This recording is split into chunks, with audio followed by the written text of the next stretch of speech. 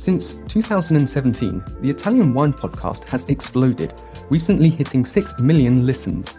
Support us by buying a copy of Italian Wine Unplugged 2.0 or making a small donation. In return, we'll give you the chance to nominate a guest and even win lunch with Stevie Kim and Professor Attilio Scienza. Find out more at italianwinepodcast.com. Cin Cin!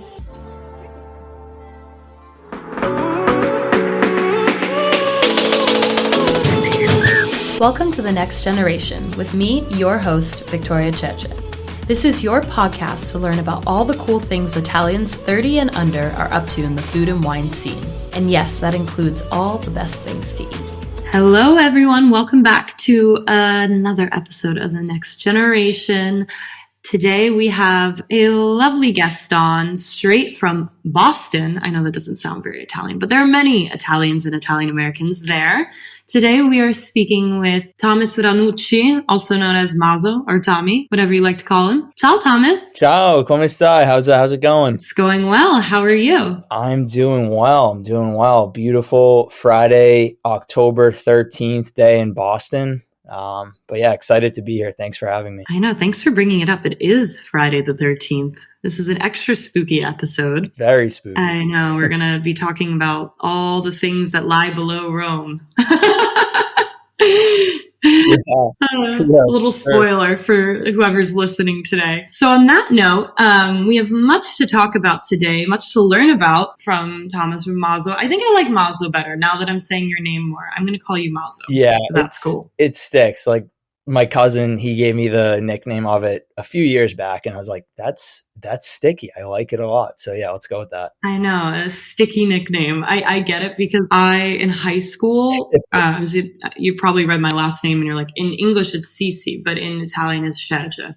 And so like in high school, all the kids called me Cece, like on my tennis like team and everything. Yeah. And then like junior year, one kid figured out like how to pronounce it in Italian because I wasn't going to be annoying about it. And then it was like, it stuck. Like everyone called me Cece. Like they couldn't like let it go. Yeah. I was like, okay. That's a great nickname too. And you didn't have to modify it. I know. It's good to have these kinds of nicknames. Today, of course, we're going to talk about a lot of things about Boston, about your Italian family. But first, we want to talk about you, Maso. Who are you? How old are you? What do you do? Yeah, for sure. So, yeah, I'm Maso. Like I said, got that nickname, kind of has developed into a cooking alias for me. So Tommaso, shortened Maso. So I'm 26 years old. I am born and raised in Boston.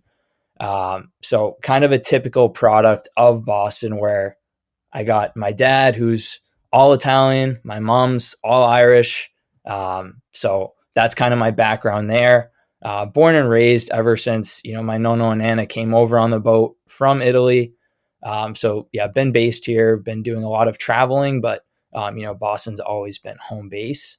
I write for Eater Boston, which, is a subset of Eater magazine. And, it's great. I get to be involved with, the Boston cooking scene, the restaurant scene, get to hear from, a lot of the eaters out there on, what the trends are and what's going on. And it's a great way to just kind of stay involved with something I'm passionate about. Awesome. And so how long have you been writing for Eater? Good question. So I actually started right around when COVID started. So I want to say like late 2019, they posted out, an ad really just saying we're looking for freelance writers, people who want to get involved more with, food writing. And I basically just sent them a lot of different works and blogs that I'd done in the past. And they're like, this is great. You can, here's some assignments you can get started on.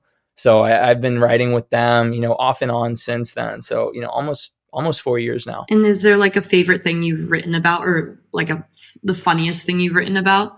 Ooh, so one of the first pieces I did actually was about a very small kind of unknown Italian enclave in Massachusetts. So people from, Massachusetts, Boston area, the first place they always think of for Italian is the North End. And yeah, North End's great. It has unbelievable Italian food, a great, rich history of Italian America.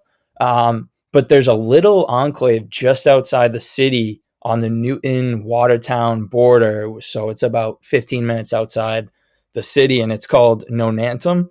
And, locals call it the lake. So the lake is a very, Italian-esque enclave that has a lot of great Italian food and history, but it's not very known to be, to get Italian food there or speak Italian with some of the locals and whatnot. So that was probably, I don't know if it was funny, but it was just like a really fun project that I got to work on, got to, see a lot of the places there, how it's kind of developed over the years and whatnot. So yeah, I mean, if you're in the Boston area or not and looking for something different, definitely check out Nonantum. That's super cool. And also it's very on brand with this Friday the 13th, like the lake. Oh yeah. There we go. Hopefully no slasher. It's sauce.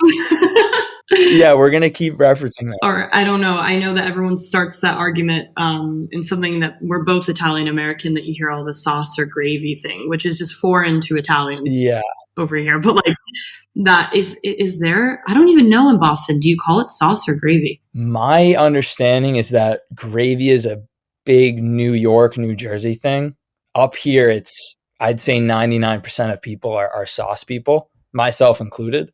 What about you? What do you think on that? So my background's kind of weird because it was both. Like I heard gravy a lot, like from my aunts in Jersey, like, gravy, like the accent is like, seared in my brain. But I also would go to Italy a lot in the summer. So like, and my mom would call it sauce, and my mom's not American. I mean, not Italian, sorry. So yeah, I heard both growing up. So like, I never really felt like I had to stand by one, but I think you're right. I think the gravy thing is very much it's like a mix between New York and Jersey. But I say sauce though. Like if you were to catch me on a random note, I would say sauce, because gravy, my mom being American, I think like Thanksgiving gravy. You think like turkey. Yeah, exactly. Yeah. So that's exactly how I am. Like I hear gravy, I think of the brown stuff that you pour over mashed potatoes. Exactly. And then there's also white gravy, which is like, I never really go for because it grosses me out, but it's like a whole thing. Like after I lived in kind of I did live in the South for a minute, and like the food, I mean, obviously it's very different there, but I was like, like if you have biscuits and gravy, sometimes it's like the white sausage gravy. Oh, okay. I honestly don't think I've had that before, but I'd give it a go. Yeah. Yeah. It is really good. Yeah. I won't lie. Yeah, it's all related. I know. I'm talking Italian wine podcast and I'm talking about biscuits and gravy, but that's food. Yeah. It's all about rehydrating bread. That's like the core of Italian cuisine, is like literally reviving bread half the time. So that's how I'm going to correlate it right now. Anyways, super cool. So speaking of Italian food and you, let's talk a bit about your relationship with Italian food and your Italian family. Can you tell us a little bit about them and why you're so close to your roots? Yeah, absolutely. So my family I'm third generation. So I think I'm third generation. My Nono, we call him Nono, but he's actually my great grandfather. He came over in the early 1900s with his brother. They were 13 and 17 respectively. And they had, a lot of siblings that stayed in Italy, kind of that story you hear all the time. They left the Mezzogiorno, just south of Rome, to find better life, to find better opportunity in America. So he came over when he was 13, worked at the Hood Rubber shoe factory, and really just kind of, made his mark in America coming here. Growing up, that was something that, we were always told by my dad, and fortunately, he lived till he was 104. So I actually have a lot of memories with him, and just being in his house and whatnot. So very fortunate for that matter. But yeah, I mean, just growing up with that as kind of my starting ground as who my family is, what the story is, that's kept me very in touch with my roots, and more importantly, wanting to connect with them as much as possible. So while the generational gap was there, definitely have influences, on wanting to connect with it as much as possible. And of course, that comes back to the cuisine and all the traditions that were passed on, down my family line. So in terms of cuisine, my nana, she was from Palestrina, just 30 minutes outside of Rome. And she had this reputation in this little enclave within an enclave in Boston for the Italian neighborhood that they were in. It was called Bug Village, and it was in Brighton, Massachusetts, so a neighborhood of Boston. And she had this reputation of being the best cook within this Italian community. So, I mean, Victoria, as you know, having that reputation is it's not something that Italians will give to other Italians. So kind of knowing that and how she had a rep even among the Italians to be like the best cook there, we had a lot to live up to. So, she had her meatball recipe, all these different recipes, ricotta pie, that, I try to replicate them. She was somebody that never gave recipes out. So that's kind of been a very fun experience on my end, because all that we really have now is my dad, my aunt, all their stories on what it tasted like, what different ingredients that she used that, you wouldn't see at your typical Italian American joint or even Italian restaurant in Boston or Italy, wherever you are. So that's kind of a long-winded answer of kind of why I'm so in love with like my family's cuisine and background and whatnot. But yeah. So I want to go back. I didn't want to interrupt you because that's really beautiful and I'm really thankful for you sharing it. Yeah. But what is a ricotta pot? So ricotta pie. Oh, you said pie. I thought you said a ricotta pot. And I was like, oh no. I was like, what? I was really curious. Ricotta pie. I was like, is this something I like? Because I was like, I've never heard of that. And then you said ricotta pie. I was like, oh. I say it, a ricotta pot sounds fantastic. I know, right? I mean, that can take on a lot of different meanings in this climate, in this cannabis climate. But that clears up my question.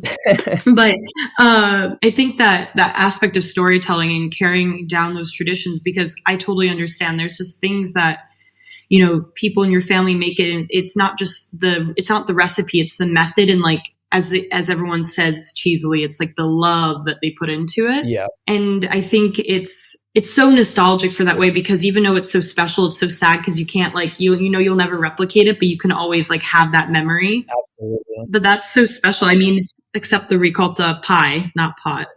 Was there like one specific dish that was your nonna's like signature, or at least like for you? So I think it has to be her meatballs. And, like we were saying, it did get lost in time, the exact recipe. But, my mom has taken that on, and she has an Irish background, but she knows just how fantastic they were and the reputation they had. So she's kind of developed her own meatball recipe. And I would say that would be the signature dish. And, as cliche Italian American as it is, spaghetti and meatballs, it's all about the story. So yeah, while it is cliche, I would say that's our family signature dish right now. I love being creative and trying different things in the kitchen. So having something that I always go back to is honestly kind of tough for me, but just based on the nostalgia involved with it, it's definitely the meatballs. I've had meatballs all over Boston, polpette, all over Italy, and I still think my mom's are the best, as biased as that is.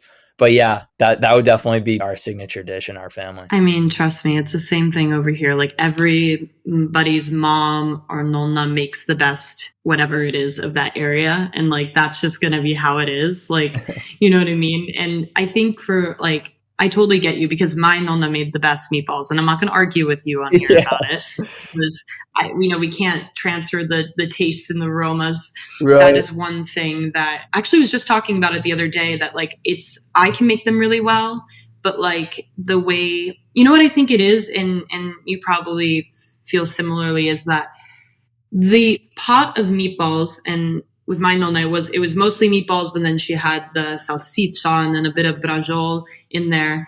It was like the unifying pot of the family. Like if you came into my grandmother's house, that pot was expected to be there on Sunday. And if it wasn't there, you're like, wait, like you're like, something's wrong. You know what I mean? And Something's off. yeah, exactly. Like, and as my nonna got older, like sometimes she didn't have it because she was either tired or something. So then you would know, okay, like, or my uncle would try to step in and make them. So for me, it's like, I totally get it because it sounds so cliche when everyone's like, oh yeah, the meatball thing. But like, at least in my family, like it wasn't like the spaghetti and meatball thing is obviously a stereotype that's just, just grew over time. Whereas like it was more about the pot of meatballs, And I'm actually curious, like my nonna never made, like my grandmother never made spaghetti with the meatballs. It was the sauce with macaroni, and then we ate the meatballs separate, or you can eat it with your pasta if you wanted. She didn't care.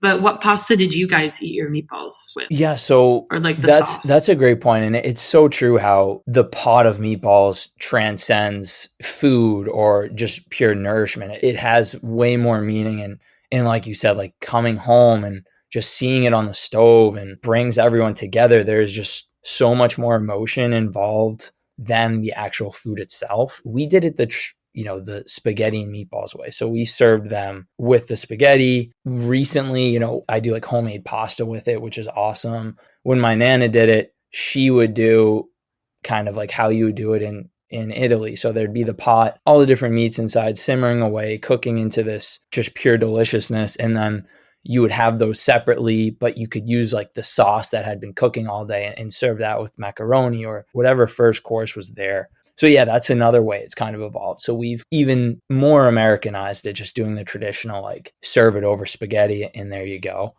We also have, some nieces and nephews now. So from a pure East point of view, just serving it all together at once is just like easy with them. The kids can eat, get it out of the way. Like, I know it's funny you bring up like the younger nieces and nephews and whatnot, because like even like if they're younger cousins, they're almost, it's not like they're in a different generation, but they're getting a different experience because maybe they don't get to engage as much with the nonna, but they still get to enjoy it. And like they have their little preferences of what they like. Like I have one younger niece that doesn't like tomato sauce. So like my family will make her like pasta in bianco or something like just, butter and like parmigiano or something.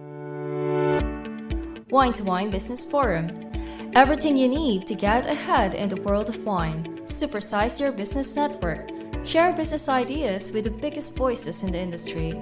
Join us in Verona on November 13 to 14, 2023. Tickets available now at winetowine.net.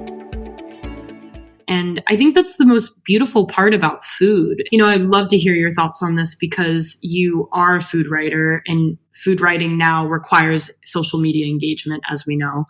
And like people, what I find is people strive so much to put culture in like a box, especially Italian food. Like people like really want to find opportunities to shame other people for what they do. And it was something that like, in the beginning, I used to like kind of like revel in some of the rules myself because I wasn't living in Italy, and I was like, you kind of miss certain things. So you're like, yeah, you do the cappuccino only in the morning, blah, blah, blah. But once you stop thinking like that, a lot of these things, like there's differences across Italy or even in Italian American communities, like between, like we were just talking about before with like Jersey and Boston, but it doesn't make anything less Italian or Italian American, right? Like I wouldn't like sit here and like be like, oh, well, sorry, your nonna's not like legit because she lets you eat it with spaghetti or whatever. You know what I mean? Right. And so I guess, sorry, I'm good at ranting, but my point is here, I'm curious what your thoughts are on that, of like navigating the Italian American and Italian food space as a food writer. Yeah, no, that's something that I love that topic because, like you said, authenticity is a multifaceted word because authentic to you is a completely different thing than what authentic to me would be, or authentic to, my nonna or anybody else for that matter. And the way I like to think of it, especially in today's world with social media and everything being so, you have to do XYZ for it to be the authentic version. Carbonara comes to mind right away, but even beyond that, like something that goes back centuries. I love thinking back to Rome because, I've lived there.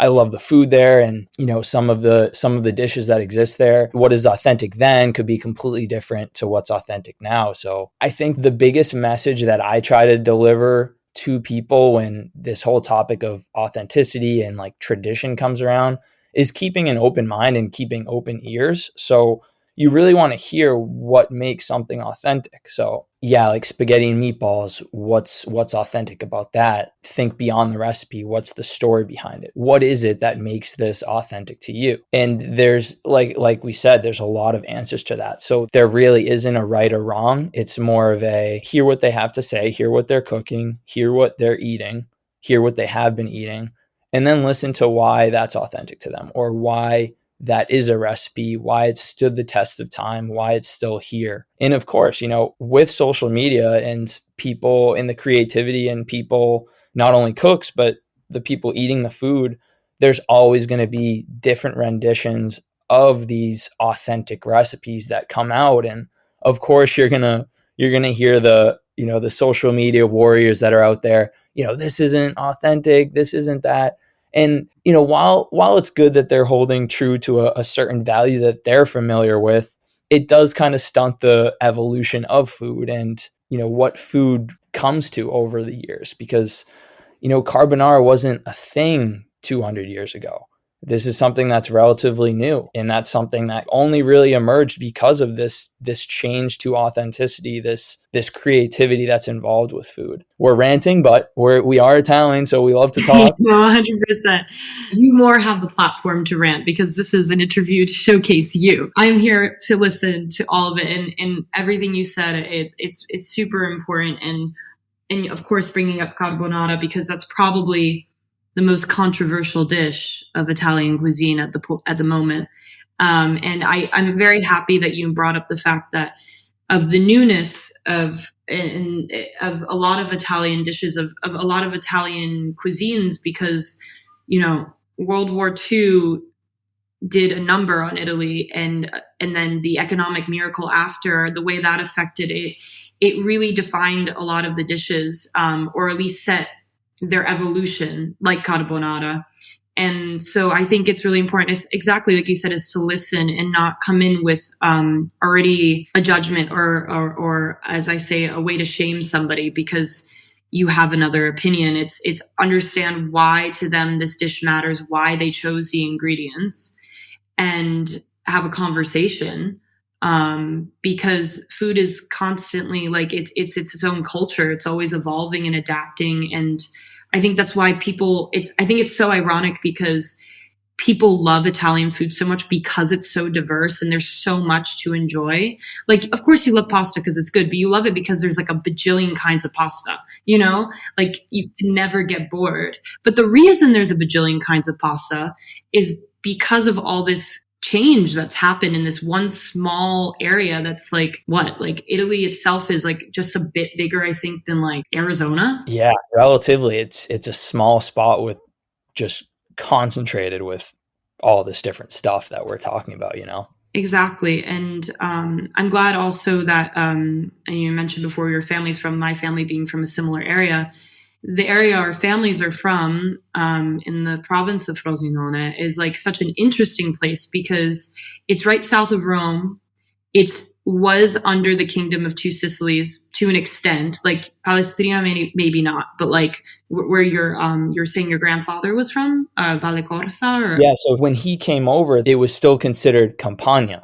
So it wasn't Kingdom of Two Sicilies. He's not that old, but no, I mean just the area of the influence. Right. Yeah, of course. Just that area alone, like the Mezzogiorno, and it's so close to Rome, it's so close to Naples, but they've even just being between those two kind of metropolises, those two epicenters of different culture, of having, the Napolitano versus Romano cultures and whatnot, they've almost developed their own sense of community and, La Ciociaria, that area that they're in there, very underrated, not very well known, but absolutely gorgeous, not to kind of stray away. But even there, you drive 20 minutes to a different city and they call the same food something else just because of the stories and how that food developed there. And, there's always a story behind why something is called something. Yeah. I mean, I was making nudi the other day and,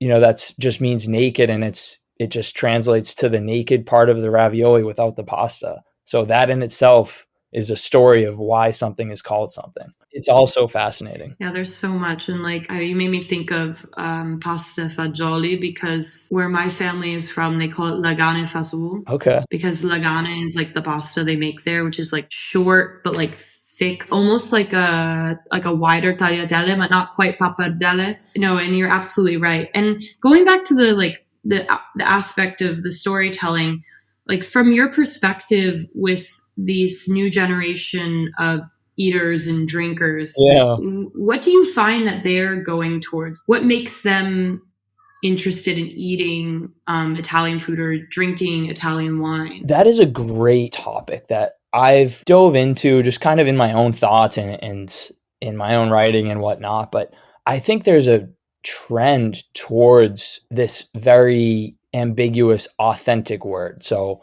we've seen in New York City, for example, Roscioli is now there, a very famous Roman trattoria in Solumaria, and that's now in New York City. Very accessible.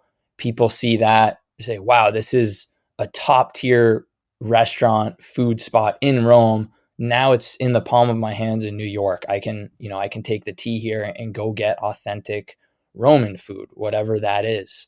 Or Da Michele, centuries old pizzeria, that's also now in New York. So I think there's this trend where what people consider and what is not fabricated, but what is kind of pushed as being authentic is so much closer to consumers now. Even traveling, it's no longer a luxury to travel. I mean, it is still a luxury, but it's more accessible, I should say. So people have this broader environment at their fingertips to recognize what they feel is, a traditional food from a certain place. And I see that not only in the consumers, but also restaurant owners and people that are putting out new dishes and trying to kind of stay on top of the food game. There's a lot of these mixes of authentic, sticking to a cuisine's kind of staples and whatnot. Something I think of is, seasonality as well. So seasonality is something that is emerging more and more. You're not going to restaurants in the summer anymore and expecting to have something that you'd have in the winter, or people are becoming more open and comfortable with the idea that, you can't have artichokes in Rome in late September or October. That's something you have in the spring. And, 10 years ago, somebody would say, well, that's ridiculous. I want artichokes. I want those now. It doesn't matter what month it is. Now it's more so, that makes sense. Let's try something else that is seasonal, that's fresh, that's readily available and at its peak deliciousness to consume now. You and I know that that's been something that has been instilled in places like Italy and across Europe, but in America, that was never something that people recognized. And I think that's more of a trend that I'm seeing now. And yeah, it all goes back to kind of accessibility and things being more at your fingertips and chefs getting creative there and transitioning this consumer norm that you can get whatever you want, whenever you want. But at the end of the day, that's not how the agricultural world works. You have to eat seasonal. You have to eat what is there at that specific time, which I love. I think it's, to kind of summarize that, I think we're going in a great direction in the food world. So yeah, I'm really excited about that. Well, I'm happy to hear that you're positive. I mean, not that I'm not, but like I'm very positive as well. But Yeah. No, it's you bring up some really valid points about like how there's a lot more education on certain aspects of how, growing your food works and what foods are available. And I don't want to open up this box because we're about to wrap our interview, but the concept of seasonality in America and having a culture that is very much rooted in commercialism. And of course, it's not like Italy where there's these, despite, maybe dishes being young, there is this centuries old understanding of seasonality in cuisine and availability. I'm happy that you're saying that you see that younger people are aware of this, especially because knowing that from a younger age is really important, and to be able to go in with a mindset of maybe not taking, their their culture with them when they travel to a place, and also looking for those experiences where they can have them, like you brought up with Roscioli, which is really interesting because I've gone to Roscioli many times, like all the, Salumeria, Rimessa, and I've yet to go to the one in New York. I almost did one night. But that's another funny story for another time. I'll keep the cliffhanger on this podcast. Yeah. Maybe I'll share it another time. But before we wrap up, I wanted to ask you a super important question. Really, like, super important question. What do you drink? What don't I drink? No. Okay, wine. Let's keep it to wine, because despite us talking about food on this podcast, it is the Italian wine podcast, if you forgot. Yeah, so with the cooler months coming up, I am extremely excited to get back into some deeper reds. So specifically, love Nebbiolo. So my first time in Italy was in Piemonte. Kind of fell in love with that grape right away. The Barbaresco, Barolo regions, everywhere up there. So yeah, right now my go-to is the Nebbiolo. Really, any wine around that region, it's kind of hits home for me. Have you tried to pair Nebbiolo with the meatballs? Yes, my mom's name's Barbara, so Barbera is that's kind of became one of our favorite wines. So we have that a lot. My sisters love it. But yeah, that's a great pairing, I think. Barbera, yeah. It's such a reliable, it's not I don't say table wine in literally vino da tavola. It's not a table wine, but I mean to have on the table. It's just it goes so well with so many dishes. It's one of my favorites as well. Yeah, it's delicious. Piemonte, just overall, I think in the US, it's a very not underrated, but just unknown region to get wines. You get a lot of just Cabernets from out west, which is great drinking and whatnot. But, you can find very, very great Northern Italian reds that are reasonably priced. And I love going for those. And maybe I'm biased just because that's, the first time I was in Italy, and the first time I was drinking great Italian wine was just happened to be in Piemonte. But hey, yeah, it's delicious drinking wine. Oh, no, yeah. No, Piemonte is quite the wine region. Everyone has their favorites across Italy. So different, just like the food. But that's the beauty of it all. Italy has the most indigenous grape varietals in any other country, which is insane. Maso, before we wrap up, we are going to finish this interview how we always finish it, with 5 things in well under 5 minutes, just to cover a few bases of what we discussed today. And then you are free to go and hopefully eat a delicious Friday lunch. Absolutely. Sounds great. All right, perfect. So whenever you're ready. All right, I'm ready. So where are we? Where are you based? We are in Boston, Massachusetts. Fantastic. Can you tell us about the featured dish we talked about today? My Nana's meatballs, a very special part of my family, of where they immigrated to in Boston. One of the secret ingredients that she had in it through the grapevine, through the generations, was pine nuts and white raisins. Wow. So a little Sicilian almost action, Neapolitan Sicilian. Wow. See, we didn't learn that earlier. He saved the best for last. Exactly. Okay. And where's your Italian family from? They're from central Italy, some in Frosinone, about an hour south of Rome, Palestrina, which is about 30 minutes outside, and then also on the East Coast in Chieti, Abruzzo. Cool. And back to the meatballs, what is your go-to wine pairing? Ooh, let's stick with the Nebbiolo, Northern Robust Red. Perfect. And finally, can you share with us one trend you see in the Italian or Italian American food world? This might cause some debate, but trend I'm seeing in Italy's culinary future is the kind of embrace of American recipes and kind of putting an Italian spin on that. And again, that could be a whole other podcast, but oh, for sure. Yeah, I'd say that. And you're saving good things for last, and I can't open my mouth because we have to wrap. Yeah. Well, I guess we'll have to talk about that after. But yeah, thank you so much, Maso. I really appreciate you coming on the pod today and sharing all your story, what you do. And I wish you the best of luck with all the things. Thank you. Yeah, thank you so much, Victoria. Grazie mille. This was so much fun. I'm happy you had fun. I did too. Alla prossima. Ciao. Alla prossima. Ciao. As always, a big grazie for hanging out with me today. Remember, you can catch me on the Italian Wine Podcast every Sunday and anywhere you can get your pods.